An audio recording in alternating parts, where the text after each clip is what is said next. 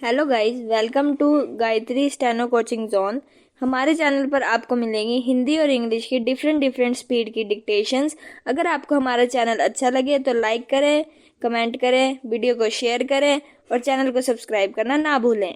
So guys, आइए अब हम स्टार्ट करते हैं अपनी डिक्टेशन, जिसकी स्पीड होगी 80 वर्ड्स पर मिनट।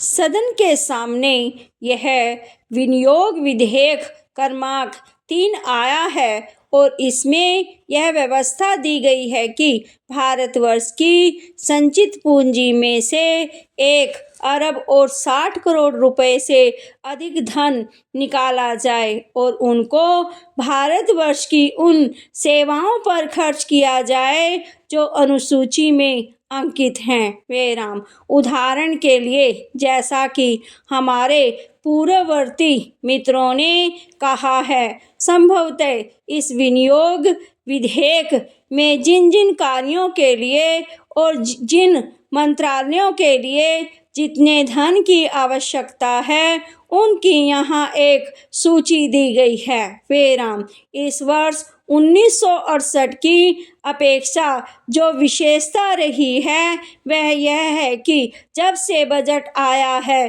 तब से भारतवर्ष में सारे किसानों के लिए और उन दूसरे मित्रों के लिए जो किसानी करते रहे हैं उनके सामने एक प्रश्न रहा है और वह प्रश्न यह रहा है कि उनकी सरकार और उनके कुछ बोलने वाले जब तक यह बात करते फिर रहे हैं कि देश में हरित क्रांति आनी चाहिए।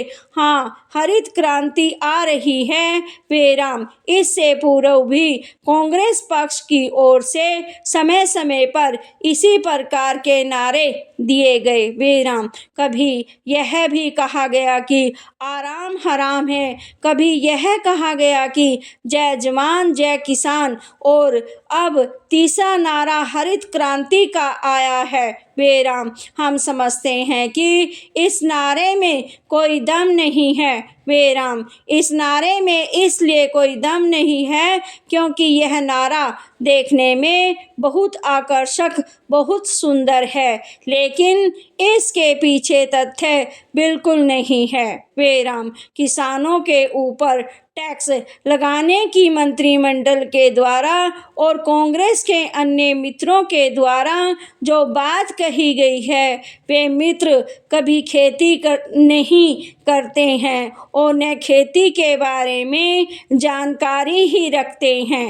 वे राम, पहरा आदरणीय भारतवर्ष में खेती का जो सबसे बड़ा प्रश्न चल रहा है वह 2 बातों के ऊपर आधारित है और यह कृषि की समस्या न होकर खाद्य की समस्या भी है। वे राम, प्रतिवर्ष हम खाद्य के रूप में बाहर से करोड़ों रुपए का अनाज मंगाते हैं और अनाज का उत्पादन करने के लिए हम प्रतिवर्ष करोड़ों रुपयों की खाद मंगाते हैं। वे राम, कांग्रेस सरकार की तरफ से गत 20 वर्षों में हमारे सामने बार बार कहा गया है, यह बात दोहराई गई है कि अब भारतवर्ष में हम बहुत जल्दी खाद्य के मामले में आत्मनिर्भर हो जाएंगे। वे राम, हमको खाद्य की चिंता नहीं करनी चाहिए,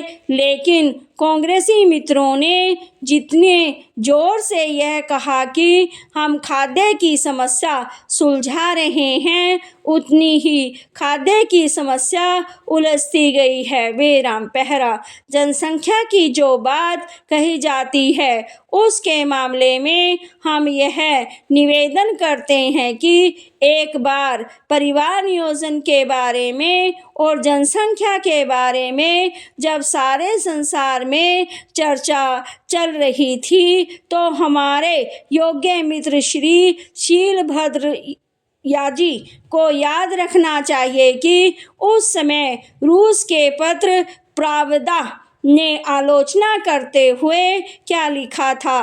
प्रश्नवाचक। उसने लिखा था कि हमारे सामने यह समस्या नहीं है कि भारत में कितने आदमी बढ़ते चले जा रहे हैं, बल्कि हमारी समस्या इनको क्या खिलाएंगे? प्रश्नवाचक। विराम।